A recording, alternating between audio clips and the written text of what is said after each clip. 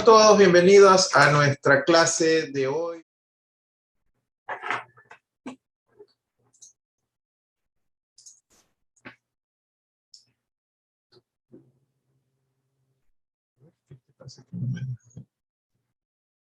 Ahí está. Un poquito de paciencia nomás. Ok, me confirman por favor que estén viendo la pizarrita con pantalla. Sí, Perfecto. Yo acá estoy acomodando mi segundo screen para también poder ver ahorita en el chat. Están allá los atrasaditos. Ok, perfecto en el chat. Listo, muchachos. Bueno, entonces la clase pasada comenzamos a ver este tema del capítulo 2, que es el comportamiento y las especificaciones de los sistemas en el dominio del tiempo, ¿verdad? Y específicamente, pues, comenzamos a ver los sistemas de primer orden. Si un sistema de primer orden, vimos la clase pasada, ¿verdad? Que hay un par de índices que podemos calcular del sistema de primer orden, como son su tiempo de levantamiento y su tiempo de estabilización, que los definimos la clase pasada, ¿no? Y también, por supuesto, la constante de tiempo.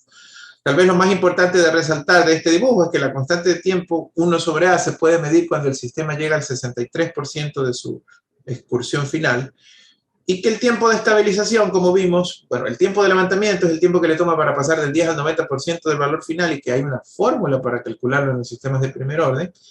Y también en el tiempo de estabilización es cuando el sistema llega al más menos 2% de su valor final, ¿verdad? O sea, llega a su valor de estabilización. En ese caso, pues, el sistema se dice que ha llegado el tiempo de estabilización. Algo adicional antes de pasar a los de segundo orden es qué pasa si un sistema, por ejemplo, es de la forma que él sugiere allí. O sea, que el sistema de primer orden es K sobre S más A. Si ustedes revisan sus apuntes o mi diapositiva de la clase pasada, el sistema genérico de primer orden tiene en el numerador la misma A que tiene como polo, ¿verdad? O sea, A sobre S más A. Pero lo más común es que esa constante no sea la misma, sino que sea, como lo estoy mostrando allí, una K sobre S más SA. Entonces, el sistema también se comporta tal cual como primer orden. La única diferencia es que cuando el sistema era A sobre S más A, ¿verdad? Esto era R de S sobre C de S, al revés. C de S sobre R de S, ¿verdad?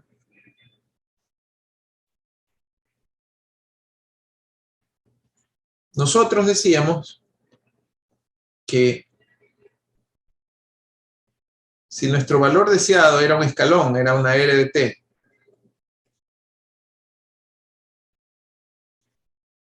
entonces, vamos a ponerlo de verdecito, nuestro sistema, nuestra C de T, también quería estar a 1, ¿verdad? Y aquí lo pongo con un resaltador porque este es un remember de la clase pasada. Es decir, cuando este número es A y este número es A, el sistema se estabiliza en 1, ¿sí? Pero eso no es lo que va a ocurrir normalmente. Entonces la pregunta es, un sistema como el que está ahí arriba, ¿en cuánto se estabiliza? Hay varias formas de verlo. Una forma de verlo es usando el teorema del valor final. ¿Se acuerdan del teorema del valor final en Laplace? Si C de S es igual a K sobre S más A por R de S, ¿verdad? Recuerden que estamos hablando o suponiendo que esto es C de S sobre R de S. Si la entrada es un escalón unitario, entonces C de S sería igual a K sobre S más A por 1 sobre S, ¿verdad, muchachos? Y haciendo la expansión en fracciones parciales, como él lo muestra allí, ¿verdad? Esto será igual a K sobre A sobre S menos K sobre A sobre S más A. ¿Sí? Finalmente, este sistema se va a estabilizar en un valor K sobre A. Otra forma de verlo es usando el teorema del valor final y decir que el valor C del infinito es el límite cuando S tiende a 0 de S por C de S. ¿Esto cómo se llamaba, muchachos? ¿Cómo se llamaba esto? Teorema del valor final. No. Teorema del valor final, ¿verdad? Y que si yo lo aplico para este caso, C de infinito será igual al límite, cuando S tiende a 0, de S por K sobre S más A por 1 sobre S, ¿verdad? Donde yo puedo simplificar S con S. ¿Qué quiere decir? Que cuando él tiende a 0, C de infinito será igual a K sobre A, algo que ya lo habíamos visto de la famosa respuesta forzada. Lo que pasa es que, como me contaron ustedes que recién están viendo el curso de ¿cómo se llama el segundo curso de circuitos eléctricos? Análisis de redes. Yo no sé si ustedes ya están viendo ese tema de respuesta natural, respuesta forzada. ¿Lo están viendo en ese curso? Sí, recién ahorita. O sea, ya tenemos 2 clases creo que con eso. Correcto. Entonces, bueno, la respuesta forzada es el valor estable, ¿verdad? Así como lo hemos visto nosotros también aquí en control. Es el valor después de las transientes, cuando ya se ha establecido el sistema. Uno puede decir que esta es la transitoria y esta derecha es la estable, ¿verdad? Y es lógico, porque la una depende del exponencial y la otra no depende del exponencial. Eso quiere decir, muchachos, que para el sistema de primer orden, si su R de t igualmente es igual a 1, es un escalón unitario, ¿verdad, muchachos? No importa cuál haya sido su R de t, el sistema no se va a estabilizar en 1, este C de t, sino que se va a estabilizar en ¿cuánto, muchachos? Sobre A. K sobre A. Si ven la diferencia entre los dos casos, muchachos, para mí es importantísimo, ¿no? Y la voy a resaltar de otro color. Si es A sobre S más A, el valor deseado es 1 y, la salida, y el valor final es 1. Pero si es K sobre S más A, si el valor inicial es 1, el valor final es K sobre... Esto también es interesante porque si vamos a calcular los índices, ¿verdad?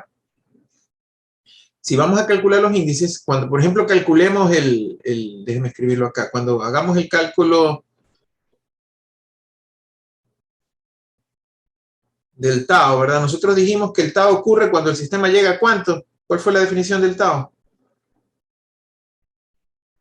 63% de su valor final. Por eso fue que yo dije 63% de su valor final. En la diapositiva, yo aquí le ponía cuando él llegaba, el tau era cuando él llegaba a 0.63, ¿verdad? Exacto. Porque el valor final era ¿cuánto, muchachos? 1. Pero ahora, ¿qué me dice la lógica? 0.63 de K. Correcto, 0.63 de K sobre A, el 63% de su valor final. Por eso es que esto es importante, porque nos podemos confundir si no lo tenemos claro. Preguntas, muchachos.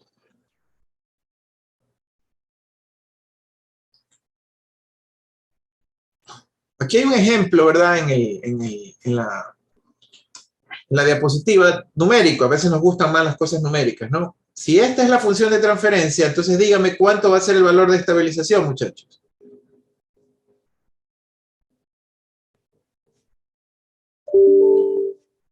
¿Cuál va a ser el valor de estabilización? 0.72 aproximadamente. Claro, 0.72, porque es K sobre A, donde K es 5.54, ¿verdad?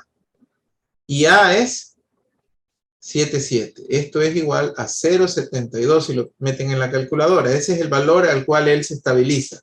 Por más que el set point haya sido 1, ¿no? O sea, cuando me refiero al set point, el valor de R de la entrada, ¿no? La constante de tiempo se mide cuando el sistema ha llegado al 0.63% de 0.72, o sea, 0.45. Aquí es el 0.63 de 0.72, muchachos, ¿no? Y como él lo dice, ese valor de él debería ser aproximadamente 0.13, ¿verdad? Y ahí se comprueba de que 1 sobre 0.13 es 7.7, que es el valor de A. Preguntas, muchachos. Creo que esto está bastante clarito. Preguntas. Profesor, ¿podrían mostrar por favor la anterior diapositiva? ¿Dónde está el teorema? ¿Ahí está? Ya listo. Muchas gracias. Otra cosa importante, muchachos, en mucha literatura de control, en lugar de tener la forma K sobre S más A para un sistema de primer orden, se prefiere la forma, vamos a llamarla K2 para que no se confunda, sobre tau S más 1. De hecho, ustedes la han visto mucho en modelamiento y hasta en la lección creo que les preguntábamos llevarlo a esa forma, ¿no? La razón la vamos a ir explorando poco a poco en el curso, pero la razón es evidente. Nosotros ya dijimos que tau es 1 sobre A, ¿verdad? Entonces, muchas veces queremos que en la función de transferencia no se evidencie el valor del polo, sino que se evidencie el valor de la constante de tiempo. Y cuando estudiamos respuesta de frecuencia, esta va a ser la forma estándar. Por supuesto, llevarlo de lo uno a lo otro es pura álgebra, ¿verdad? La manera de hacerlo es, yo le digo la forma criolla, ¿verdad? Esta es la forma S más, para que usted se acuerde, S más algo, o sea, el coeficiente de la S es 1, y esta para mí es la forma 1 más, es decir, el término que está en el denominador siempre termina en 1. Entonces, basándome en esa definición, lo que yo hago aquí es sacar factor común a este término, ¿verdad? Para decir A sobre S más S sobre A más 1, ¿verdad, muchachos? Esa sería la manera para que factorizar esa A, ¿verdad? Y por lo tanto, esto se convertiría en K sobre A sobre 1AS más 1. La ventaja de tenerla de esta forma es que primero aquí vemos a tau, que es 1 sobre A, y segundo, aquí siempre vamos a llamar a ver el famoso valor de C, o valor de estabilización del sistema, que es el que vimos acá. Por eso es que muchas personas, muchos libros, prefieren representar a los sistemas de esta manera, de la forma 1 más, en lugar de la forma S más. ¿Preguntas, muchachos? Todo esto que hemos visto se va a extender para los sistemas de segundo orden. Cuando hablamos de un sistema de segundo orden, muchachos, es porque vamos a suponer que la función de transferencia de la entrada a la salida es o corresponde a un sistema de segundo orden, S cuadrado más AS más B, donde esta es mi entrada R de S y esta es mi salida C de S. Otra vez, en este primer sistema de análisis vamos a hacer algo que hicimos con el de primer orden. ¿Qué es lo que creen que estoy haciendo, muchachos? Algo para que los dibujos sean bonitos. Sin cero. Esto y esto, ¿verdad? ¿Qué creen que voy a lograr con esto? Con que esa B sea la misma allí al otro lado. Lo que voy a lograr es lo mismo. La estabilización sea 1, o sea, lo máximo que llegue es 1. No. El valor de estabilización sea 1, ¿verdad? O sea, que yo bote 1 y llegue a 1. Eso es lo que voy a lograr para poder parametrizar los índices de medida, ¿no? Pero después, pues lo vamos a cambiar, así como hicimos con el de primero. Entonces, para el análisis, muchachos, vamos a suponer que la entrada es siempre un escalón unitario, tal como hicimos anteriormente, ¿no? Vamos a suponer que caramba, que no escribo. Que R de S es igual a 1 sobre S. O sea, estamos asumiendo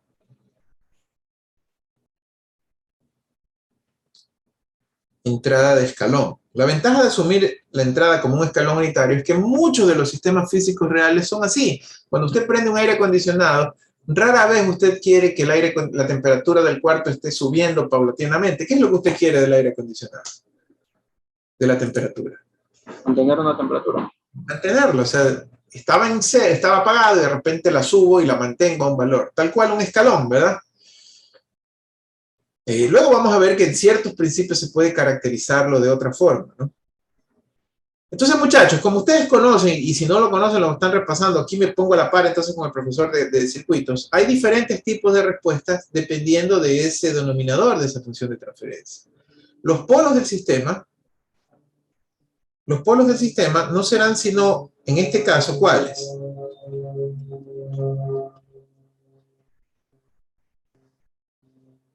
¿Qué son los polos del sistema? ¿Qué dijimos que eran los polos, muchachos? Las raíces. Las raíces.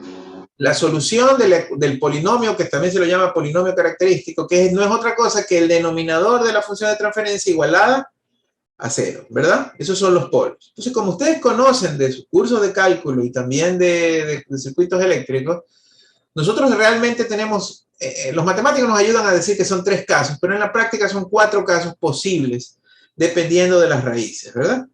Y esto seguro, o en mi época yo también lo veía en el curso de circuitos eléctricos, es probable que lo estén barriendo allá.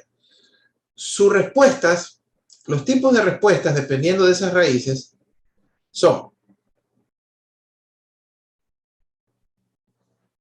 y aquí están en la diapositiva. 1, la más común, que el sistema sea sobre amortiguado, ¿no? ¿Sí están viendo esto en circuitos eléctricos también? En redes se lo ve, pero ya no en el segundo Eso parcial. lo ven en segundo parcial, eso de las Ajá, se lo ve en respuestas. segundo parcial de redes. Segundo orden. Entonces estamos bien, pues esto es una barrida para todos. No me diga que alguien no ha visto redes todavía. Ese sí tienen que ver la vista todos, ¿verdad? Yo ya estoy viendo redes, pero aún no Estoy viendo hemos visto redes. eso. Señor, Sí, profe, es que eso lo ven en segundo Es parcial. que eso. redes es con requisito de control, entonces se las puede ver a la par. ya ok, está bien, tranquilos. Pero igual esto lo ven en cálculo, ¿verdad? No me van a decir que no. Bueno. Entonces, la solución de s al cuadrado más as más b igual a 0, ¿verdad? Entonces, ¿qué son los? Por eso es que escribo la palabra polos. Los polos son la solución de esa ecuación cuadrática. Entonces, los polos son las raíces. Si esas raíces, que ahora yo las llamo polos, son reales y diferentes, por ejemplo, S1 es igual a menos sigma 1, S2 es igual a menos sigma 2, entonces vamos a tener la respuesta sobreamortiguada, ¿verdad? La respuesta sobreamortiguada se caracteriza, como lo dice ahí la diapositiva, en que pues tengo un componente exponencial para cada término, ¿verdad? Sí, creo que podemos de una vez, sí, de una vez lo vamos a caracterizar aquí para ganar tiempo, ¿verdad, muchachos? Si yo hago, ¿se acuerdan el plano S que les presenté la clase pasada? En el plano S que les presenté la semana pasada, la clase pasada, justamente, aquí lo llamo plano S, lo que hace era graficar cómo los polos y cómo los ceros, muchachos. ¿Cómo era el 3 en raya? El polo era X y el círculo 0. Los polos eran cruces y los ceros eran círculos, ¿verdad? Entonces, en este caso, acuérdense que este es un plano complejo, números complejos. Las raíces son reales, menos sigma 1, menos sigma 2. Y cuando yo tengo una respuesta sobreamortiguada, y recuerden que ¿qué asumí para la entrada? ¿Qué asumí para la entrada, muchachos? Escalón. Escalón unitario. Escalón unitario. Y como asumí que B es igual a B, ¿no? O sea, asumí esta vaina en el numerador, ¿no? Yo sé que el sistema busca estabilizarse en 1, ¿verdad? Entonces, un típico sistema sobreamortiguado, de hecho, se parece mucho al sistema de primer orden.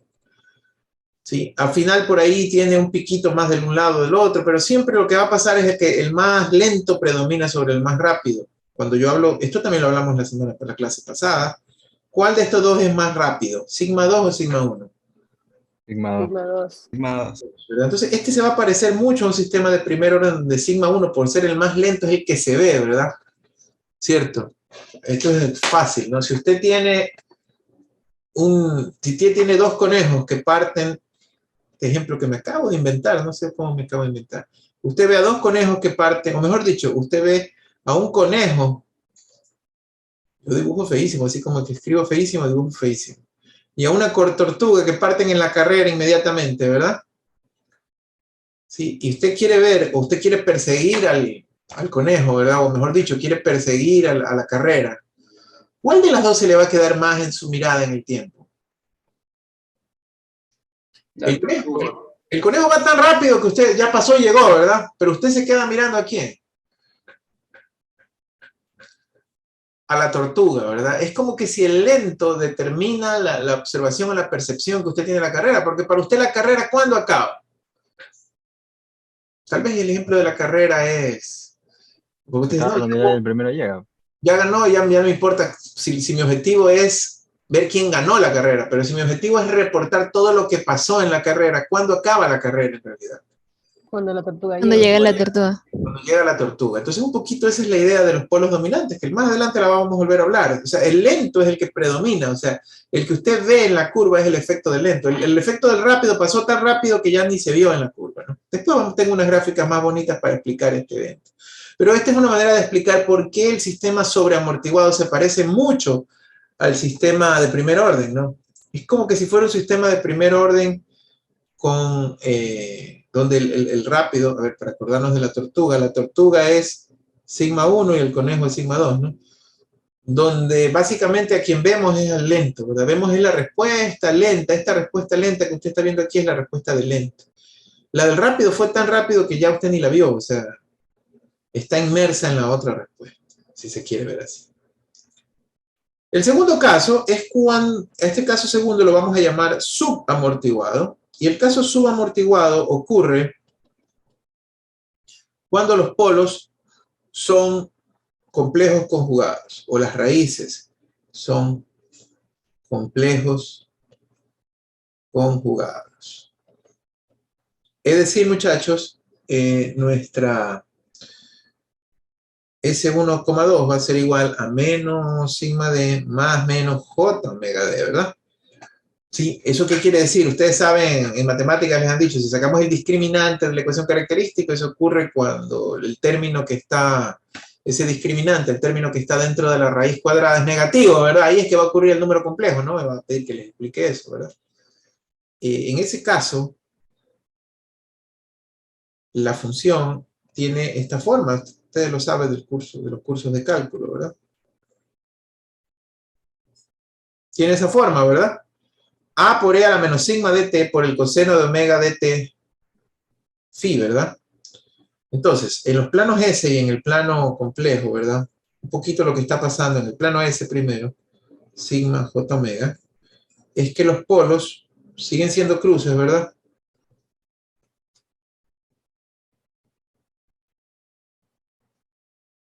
La parte real es menos sigma d y la parte imaginaria es j omega d y menos j omega d, ¿verdad? Y ahora nuestro sistema subamortiguado va a tener un comportamiento. Aquí está el 1, ¿verdad? Él siempre quiere llegar a 1. ¿Por qué quiere llegar a 1? Porque la entrada es un ¿qué?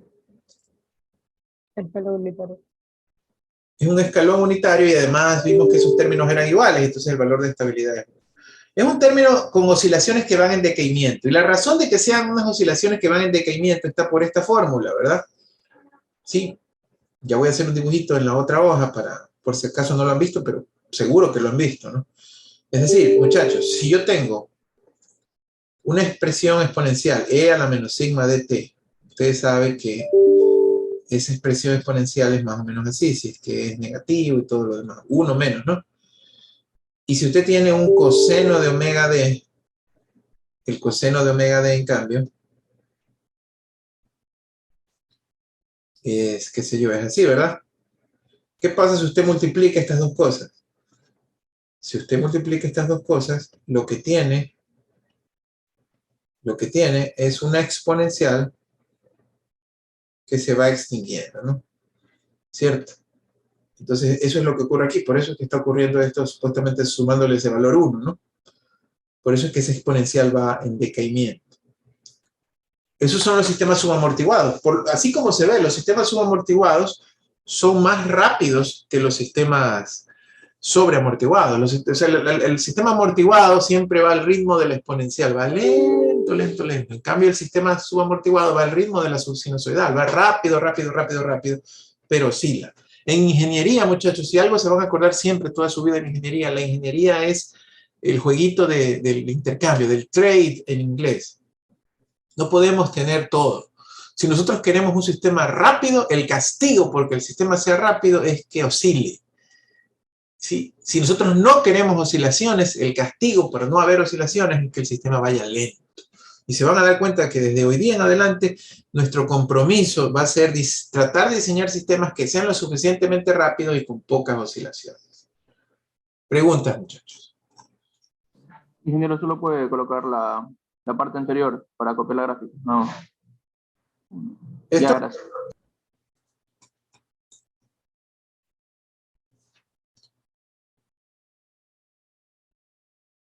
También nos da la idea, algo que que siempre lo voy a escribir aquí. Cuando usted dice en el plano S, ¿verdad? Que S es igual a sigma más j omega, siempre esta sigma que está aquí es el responsable de las exponenciales, ¿verdad? O sea, de la parte ¿qué? transiente, mientras que esta omega es responsable de la parte sinusoidal estable, es decir, de las oscilaciones. Entonces yo cuando veo un plano S, lo que yo veo es que el eje real me dice o me marca el ritmo de las exponenciales, de las constantes de tiempo, mientras que el eje imaginario me marca el ritmo de las oscilaciones. Son cosas que los de control siempre vemos cuando vemos estas cosas. El caso 3, muchachos, es realmente un caso especial del caso 2, es del caso no amortiguado. El caso no amortiguado ocurre cuando los polos son iguales e imaginarios. Perdón, mejor dicho, no son iguales. Cuando los polos son imaginarios puros. ¿Qué es esto de imaginarios puros, verdad? Que no hay parte real, o sea que el S12 es igual a más o menos J omega 1. Es decir, muchachos, no hay sigma, ¿sí me explico, no? ¿Sí me explico? Cuando no hay sigma.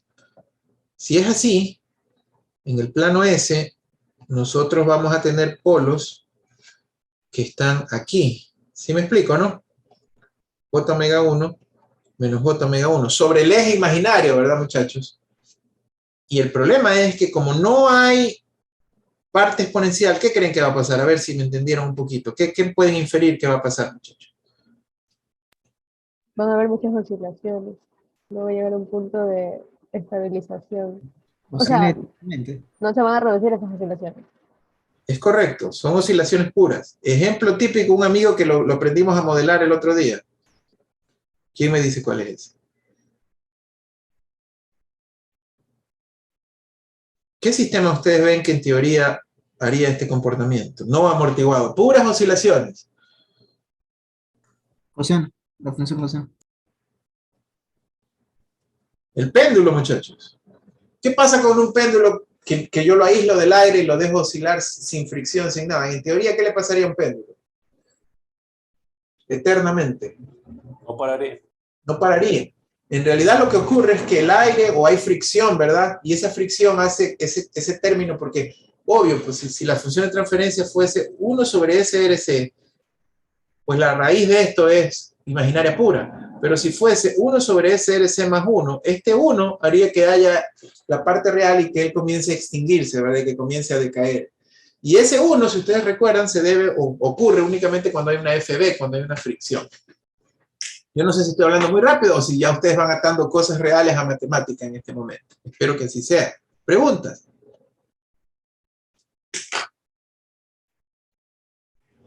Preguntas, muchachos. Me olvidé de escribir la CDT en estos casos. Bueno, ahí está.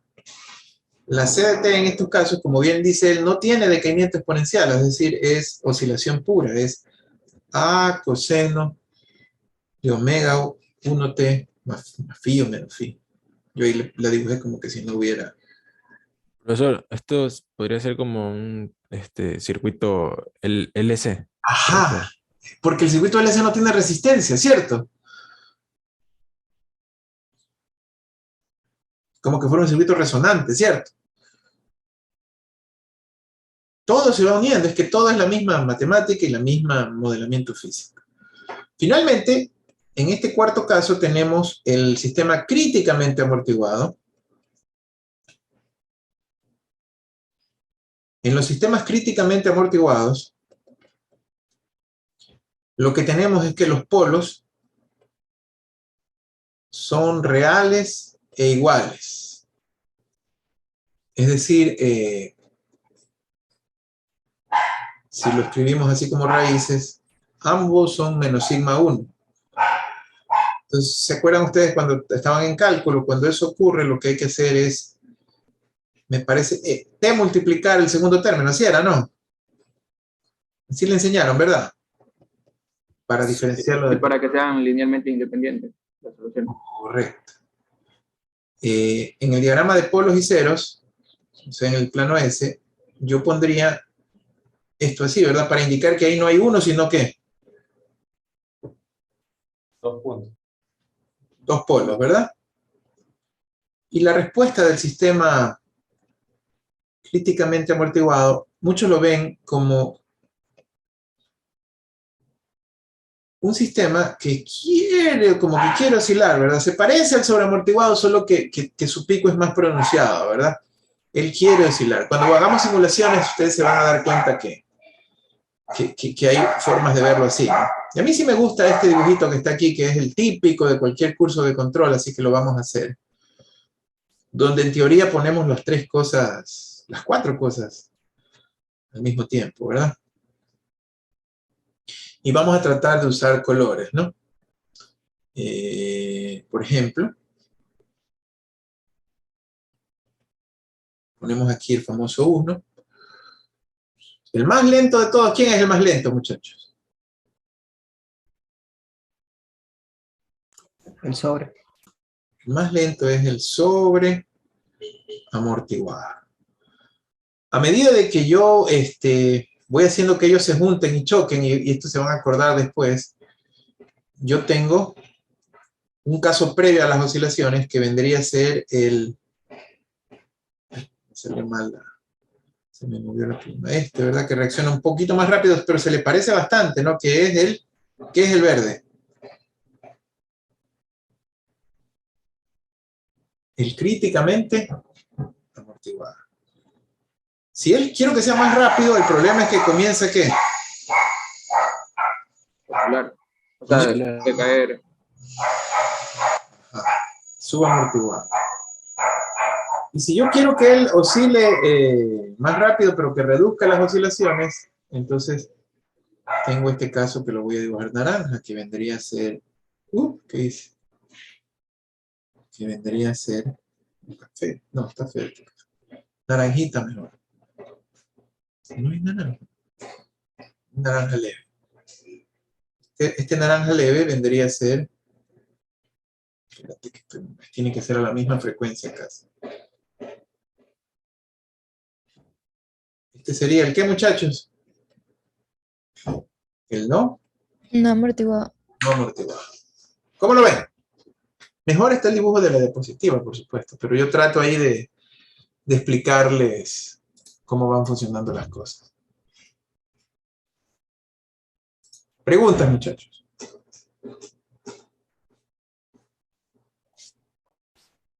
Aquí también en la diapositiva. Sí, tu pregunta primero, por El favor. ingeniero Billy, tu pregunta, no te escuchamos. el más rápido era el críticamente amortiguado, ¿verdad?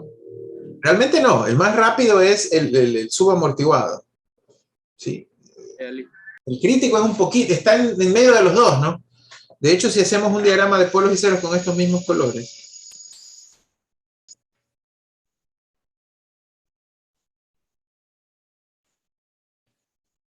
chueco, por Dios.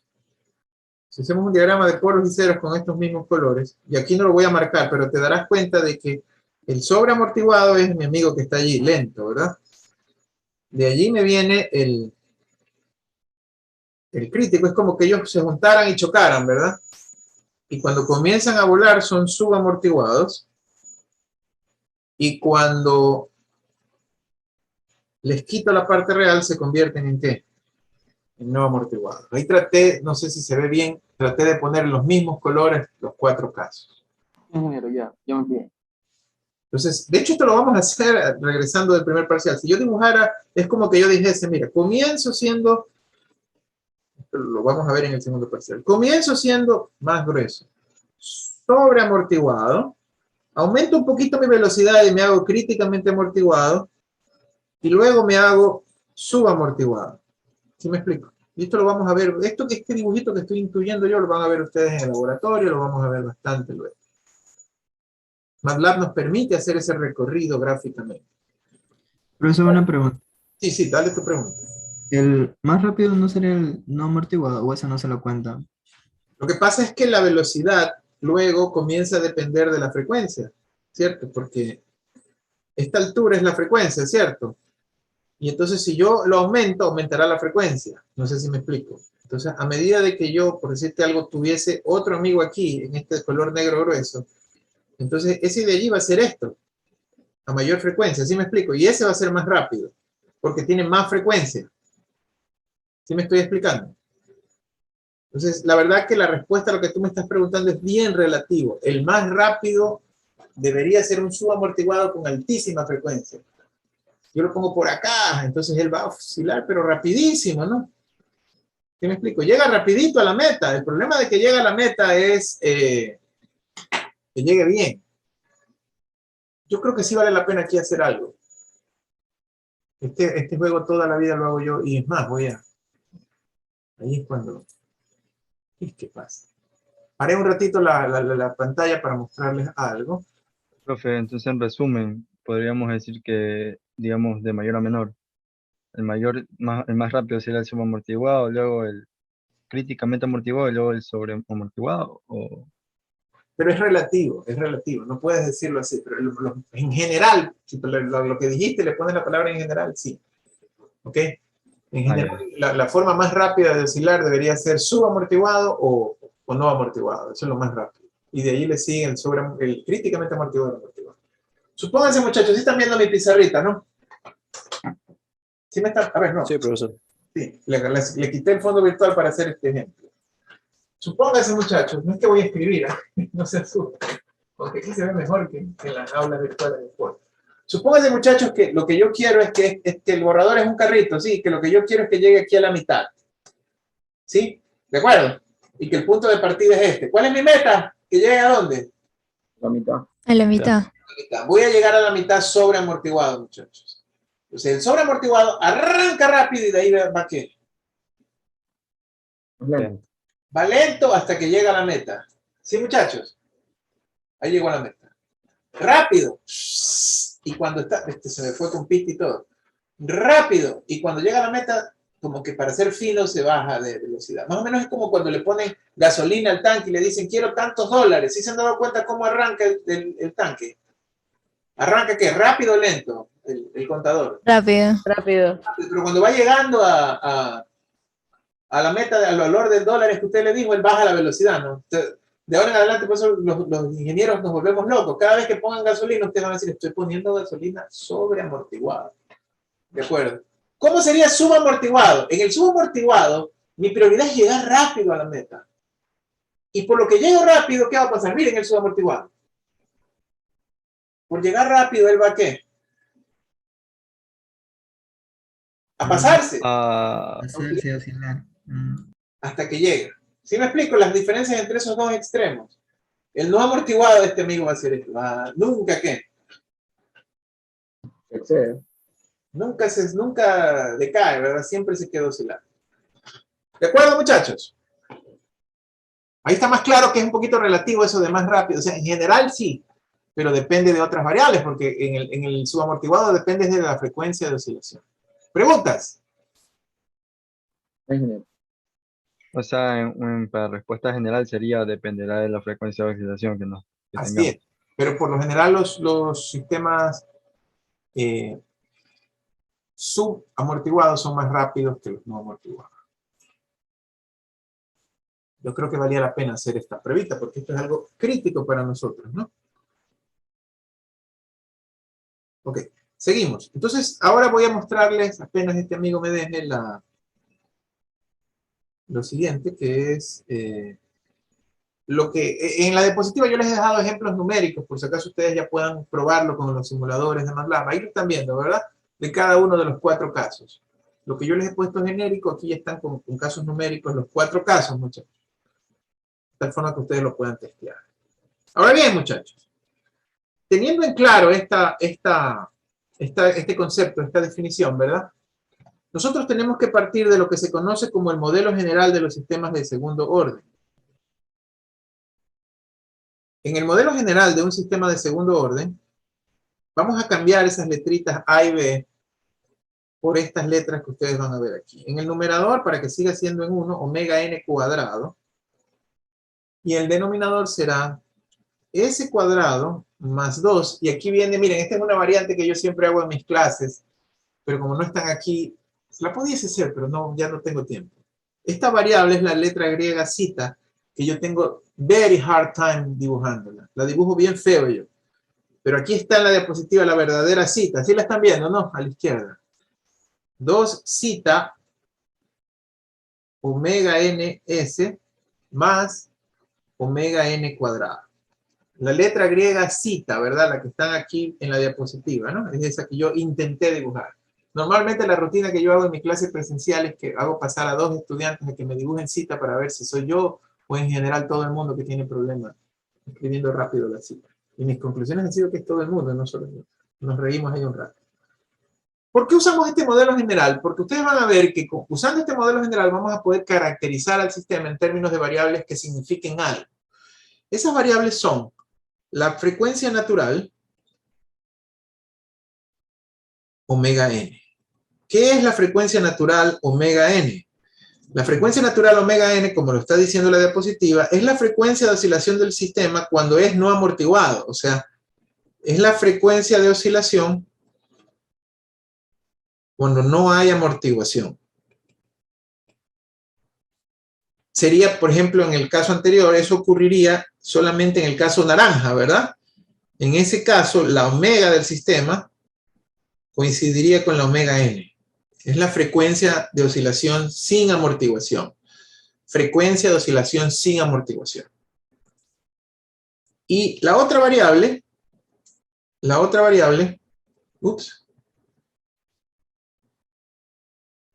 es el factor de amortiguamiento, de amortiguación relativo.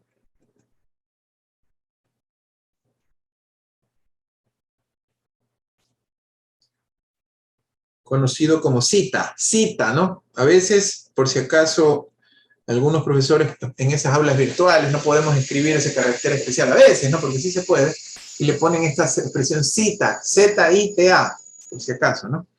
Zeta. Entonces, ¿qué es el factor de amortiguamiento relativo zeta? El factor de amortiguamiento relativo zeta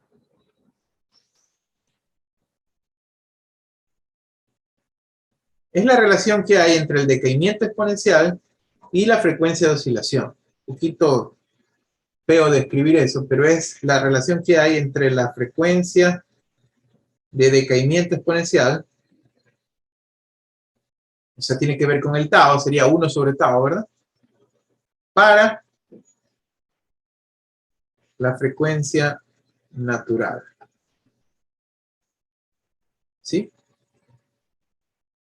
Ustedes van a ver entonces que los sistemas están siempre caracterizados en términos de estos dos amigos. Ahí, por ejemplo, aunque yo no le veo mucho sentido a esta expresión, es solamente como para decir, bueno, si tengo esta forma general, que es B, que es A, que es omega n, que es zeta de la una a la otra, pero eso es álgebra pura, ¿no? Comparándolo con la forma general. Más bien hagamos un ejemplo numérico, ¿verdad? Que es el que está aquí, para entender a qué me estoy refiriendo. Supongamos que me dicen, en este ejemplo, muchachos, que G de S es 36. Verán que todavía en estos primeros casos estoy asumiendo qué cosa y por qué. Como el denominador es igual al término independiente del denominador. Es como que siempre se va a estabilizar o quiere llegar máximo a 1. Exacto. Y esto lo hago por conveniencia. Después lo cambio. Si esa es mi función G de S, que sería C de S sobre R de S, ¿verdad? La pregunta es encontrar zeta y omega n. Para encontrar zeta y omega n de esa función es muy sencillito, ¿verdad? Solo tenemos que hacer semejanza. Si S cuadrado más 4.2S más 36 es semejante a la forma general que vimos que era S cuadrado más 2 zeta omega n S más omega n cuadrado. De ahí, de hacer esa semejanza, me queda que omega n al cuadrado es 36, ¿verdad, muchachos? Y que 2 zeta omega n es 4.2. Creo que está muy claro lo que estoy diciendo, ¿sí, muchachos? Sí.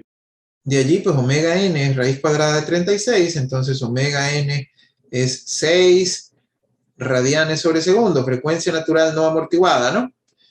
Y zeta es igual a 4.2 dividido para 2 omega n, o sea, 4.2 dividido para 2 para 6. Zeta es igual a 0.35, y como zeta es diferencias de frecuencias con frecuencias, zeta no tiene dimensión, es adimensional, ¿verdad? Es solo un coeficiente, un factor de amortiguamiento. Zeta es 0.35. Esa es la matemática como para que no nos confundamos. Preguntas, muchachos.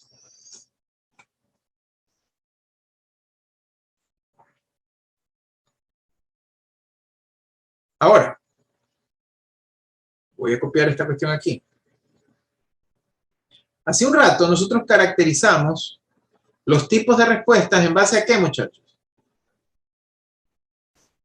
¿En base a qué caracterizamos los tipos de respuesta?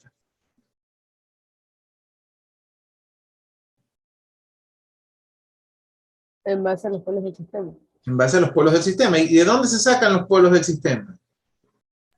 El denominador. El denominador. Denominador. Con las raíces del denominador, o sea, se sacan de igualar el denominador a cero. De hecho, ya esto lo vamos a hacer la próxima semana, esto lo vamos a bautizar como la ecuación característica de un sistema, porque como su nombre lo dice, ¿verdad? A partir de la solución de esa ecuación vamos a caracterizar los comportamientos que acabamos de estudiar. ¿Sí, muchachos? Ustedes conocen, ¿verdad? Que la solución de una ecuación de segundo orden es, ¿cómo es la fórmula general? Es menos b, ¿no? O sea, menos 2 zeta omega n, más menos raíz de ¿quién? De b al cuadrado, que sería 4 zeta cuadrado omega n cuadrado, menos 4 por a por c, ¿verdad? O sea, menos 4 omega n cuadrado, sobre 2a, ¿no? Sí, sí me siguen, ¿no? Lo que estoy haciendo. Sí. Simplificando esto un poquito, me queda que la solución, o las raíces, o los polos del sistema son iguales a menos zeta omega n, más menos, puedo sacar de factor omega n, ¿verdad? Y puedo sacar el 4 con el 4 y simplificarlo con el 2.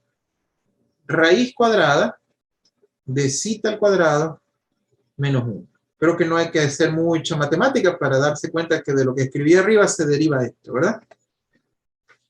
Entonces, muchachos, lo bonito de esto, muchachos, es que aquí hay algo que ustedes como grandes matemáticos me van a decir. ¿Qué significa esto que está aquí? ¿Qué me pueden decir de los tipos de respuesta y cita, entonces?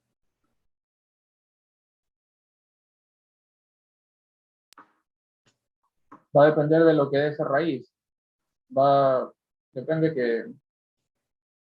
Sí, sí, muchachos. Los casos van a depender de cita, ¿verdad?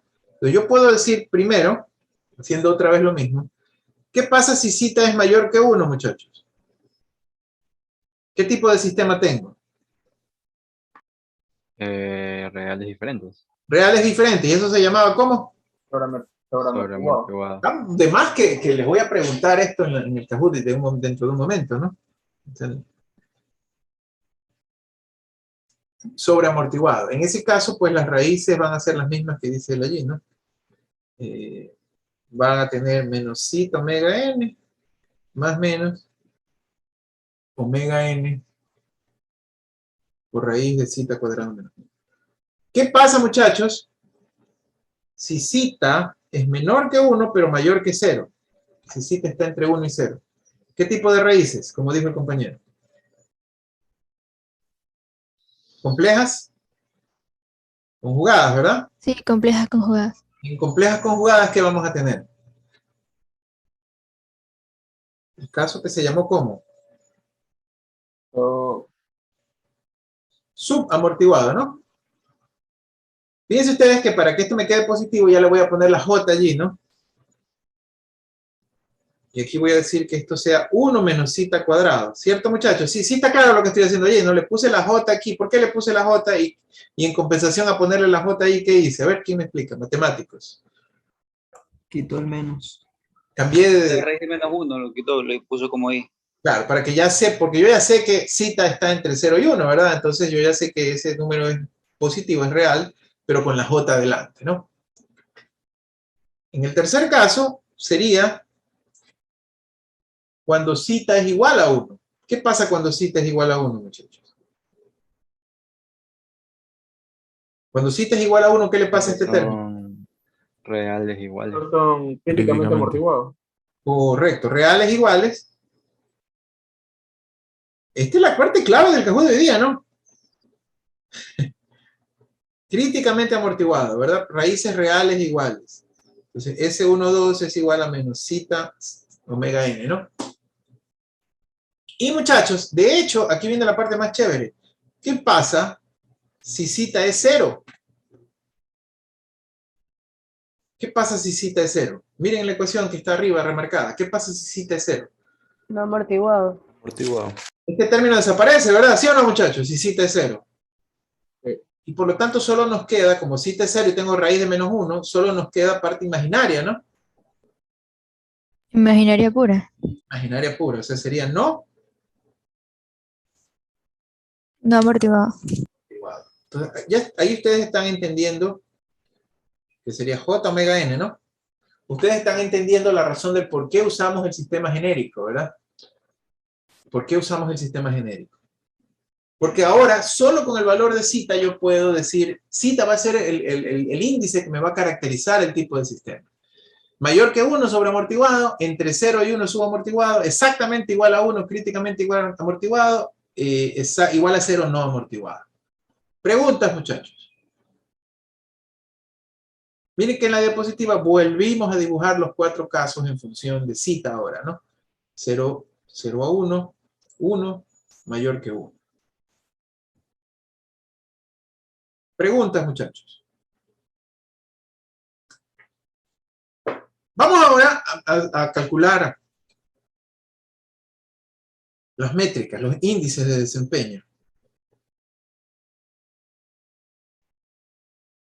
Para calcular índices de desempeño, vamos a asumir el más general de los casos. Y el más general de los casos, ¿verdad? O sea, el caso donde podemos generalizar las cosas, es el sistema subamortiguado. Porque de lo que yo encuentre en un sistema subamortiguado, ¿y qué valores tiene que tener zeta para que el sistema sea subamortiguado, muchachos? ¿Entre cuánto y cuánto tiene que estar? 1. Hay uno. Correcto, entre 0 y 1, ¿verdad? Si yo trabajo con el sistema subamortiguado, voy a obtener la mayor de las generalidades. Entonces, lo primero que quiero que vean, muchachos, es que aquí está la matemática que yo no voy a hacer. Supongamos que este es un sistema de segundo orden subamortiguado sometido a una entrada de escalón, o sea, RDS igual a 1 sobre S. Por eso es que está esta S aquí, ¿verdad? Porque ya está L, ¿no? Entonces, aplicando esto que ustedes tuvieron en el curso de cálculo, que es expansión en fracciones parciales, ¿verdad? Y en ese curso vieron el caso especial cuando las raíces eran complejas conjugadas, ¿no? Perdón un segundo.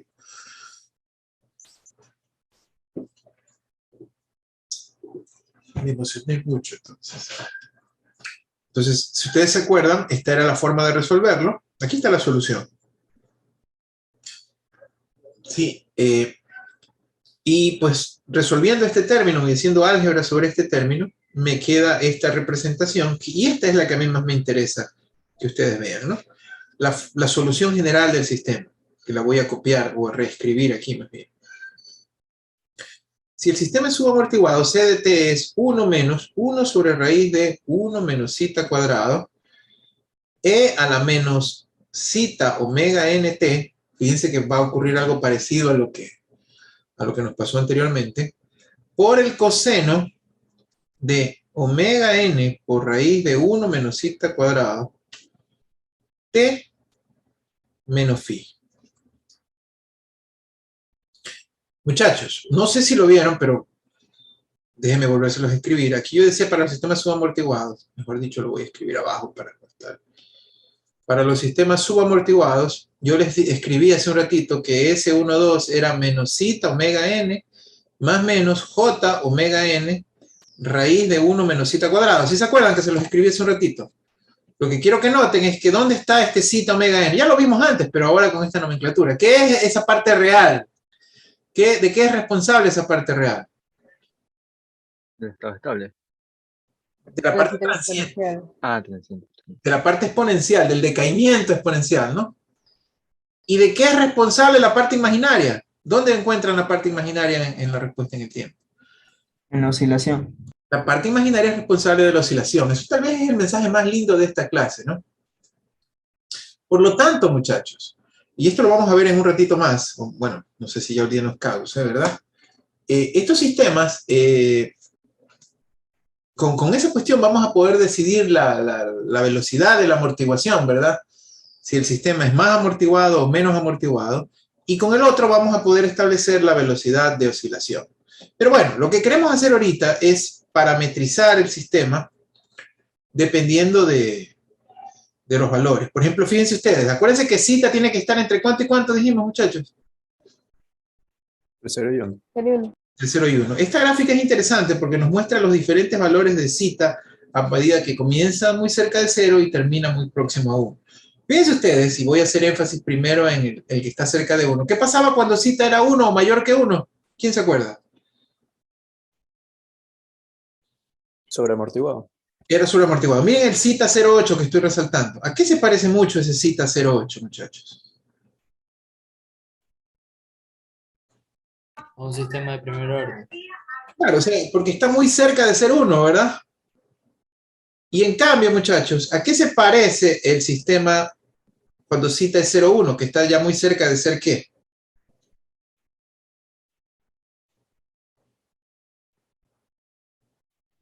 Está cerca de ser no amortiguado, ¿cierto?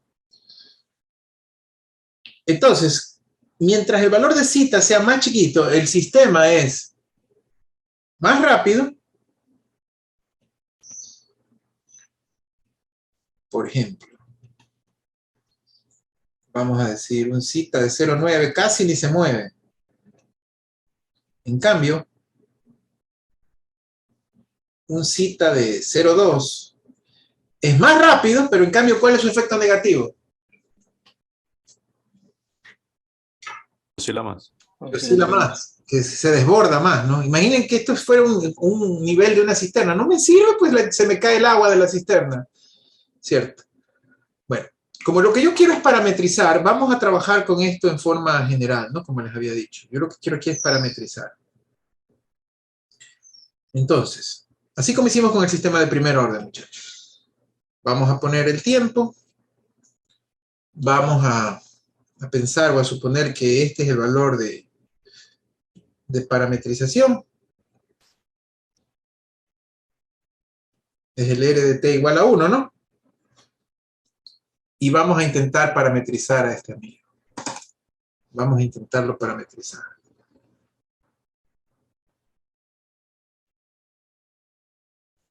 Caso más general, el caso subamortiguado. ¿Sí, muchachos? Este amigo que está aquí en rojo es C de t, la salida, ¿no? Y estamos en el caso subamortiguado. Y entonces vamos a presentarles poco a poco los diferentes índices. Primer índice, muchachos. Tiempo pico. Y este me lo voy a tener que llevar luego al otro eje. Tiempo pico, que lo voy a conocer con la T mayúscula sub P. El tiempo pico es el tiempo necesario para alcanzar el pico máximo del sistema.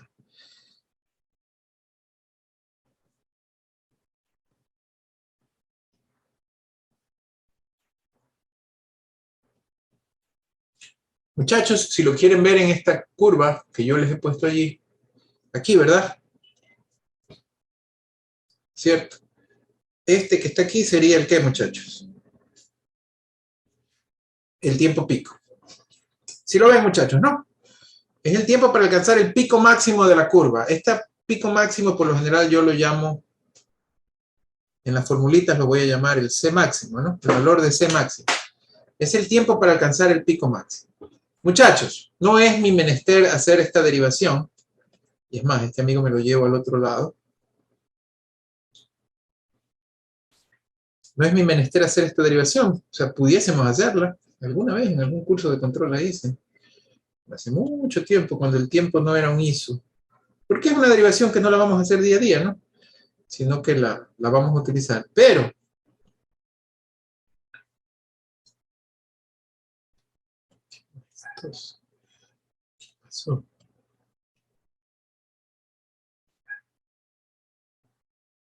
Pero si ustedes ven la diapositiva, no sé qué hice.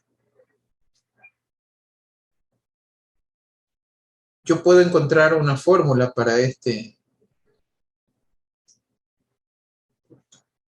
Así es. Yo puedo encontrar una fórmula para este tiempo pico. Si ustedes ven aquí la diapositiva, lo que él hace es partir de la función que tenemos, ¿verdad? Y lo que vamos a hacer es, pues el típico, ¿no? Para hallar un máximo lo que hago es derivar e igualar a 0, ¿no? Entonces él deriva el valor de C de S multiplicándolo por S, le saca la transformada, ¿verdad? Y encuentra esta ecuación que sería la derivada de C de T, no es la derivada de C de T. Y al igualarlo a 0 encuentra el valor del tiempo que le tomaría en llegar a ese máximo. Ahí está hecho en su diapositiva. Yo lo voy a aprender como una fórmula que ustedes tienen que memorizar, muchachos. Esta fórmula la vamos a usar 1.000.000 veces, no solo en este curso, sino en los cursos que siguen, que tengan que ver con control. El tiempo de pico es igual, como él lo ha puesto allí en la diapositiva, a pi sobre omega n raíz de 1 menos zeta cuadrada. Esta es una fórmula para un sistema de segundo orden que nos va a permitir hallar el tiempo de pico. ¿De acuerdo? ¿Por qué no existía tiempo de pico para los sistemas de primer orden?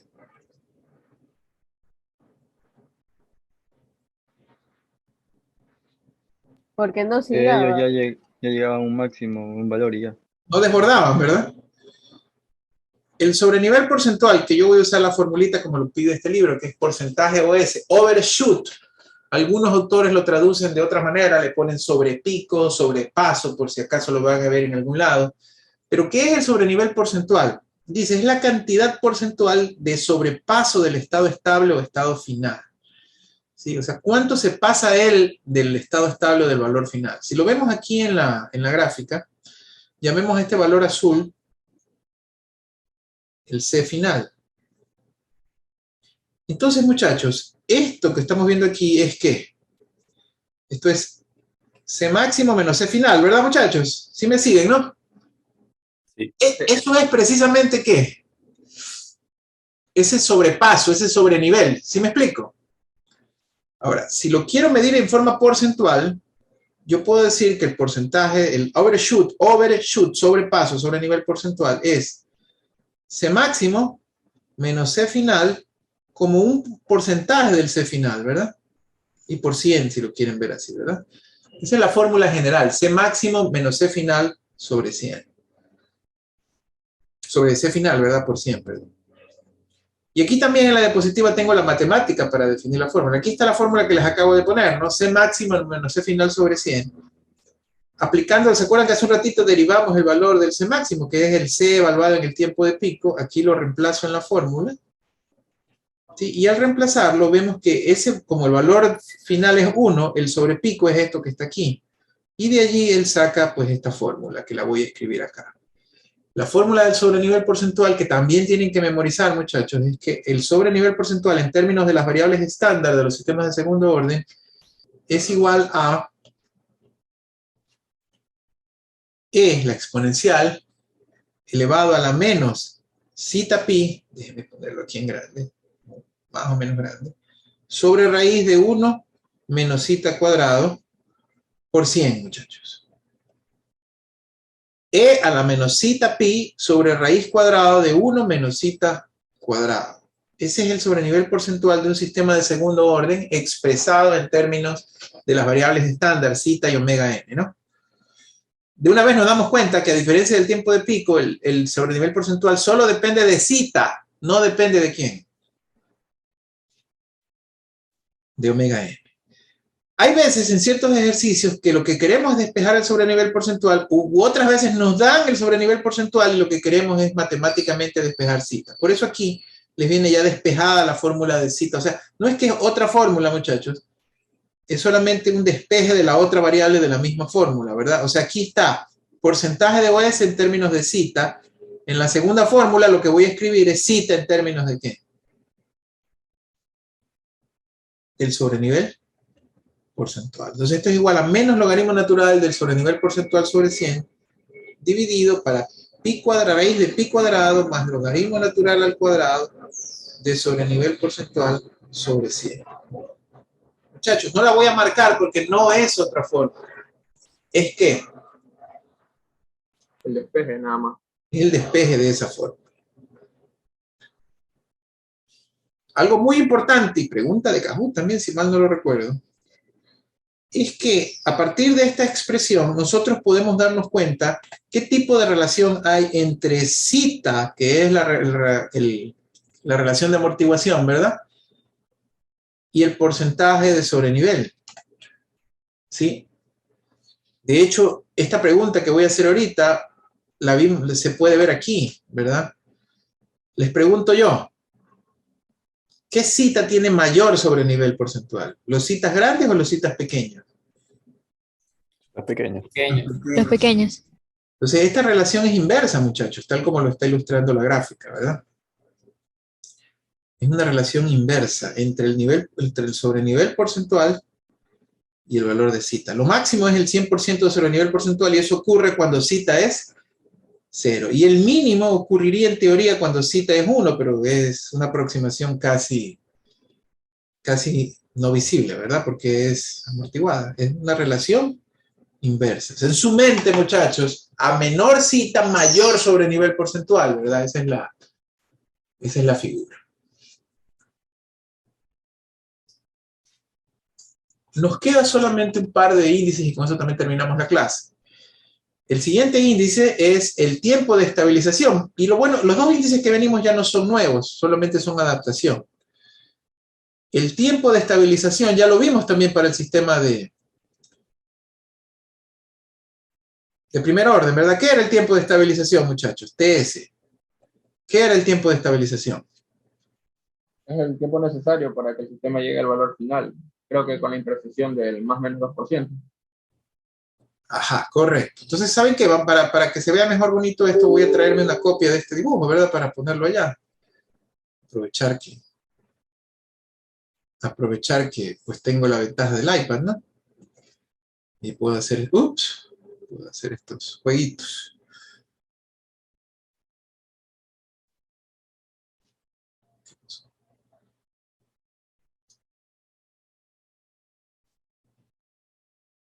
A ver, perdón, mejor muevo primero a este. Y ahora sí pego a este. Ok. Entonces, el tiempo de estabilización es el tiempo que a él le toca en llegar al más menos 2%. Es decir, si, vamos a usar verde, si yo digo que, para poner un ejemplo, aquí llegó a ¿qué? Al más menos 2% del valor final, entonces todo esto será el ¿qué, muchachos? El tiempo de estabilización. Todo eso será el tiempo de estabilización. Desde que llegó y se quedó en ese umbral del más menos 2%. El tiempo de estabilización, ¿se acuerdan ustedes que era 4 constantes de tiempo? ¿Se acuerdan? Pero la constante de tiempo, en el caso del sistema de segundo orden, ¿cuál es? También se los enmarqué hace un rato. La constante de tiempo es esta, ¿verdad? Zeta omega n, ¿cierto? Ese es lo que era A anteriormente, ¿se acuerdan? Sí. Entonces, es muy lógico que la fórmula para el tiempo de estabilización bajo estas condiciones sea 4 constantes de tiempo, es decir, tiempo de estabilización es igual a 4 sobre zeta omega n. ¿De acuerdo, muchachos? 4 sobre zeta omega n. Finalmente, y con esto terminamos hoy día nuestra charla, tenemos el tiempo de levantamiento. ¿Cómo se llamaba el tiempo de levantamiento y qué era?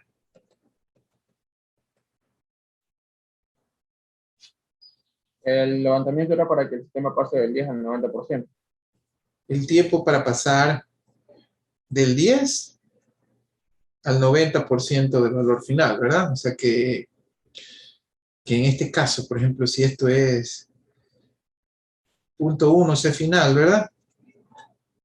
Y esto es 0.9 C final, entonces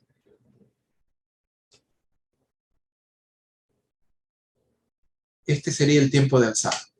¿Cierto, muchachos? O tiempo de levantamiento.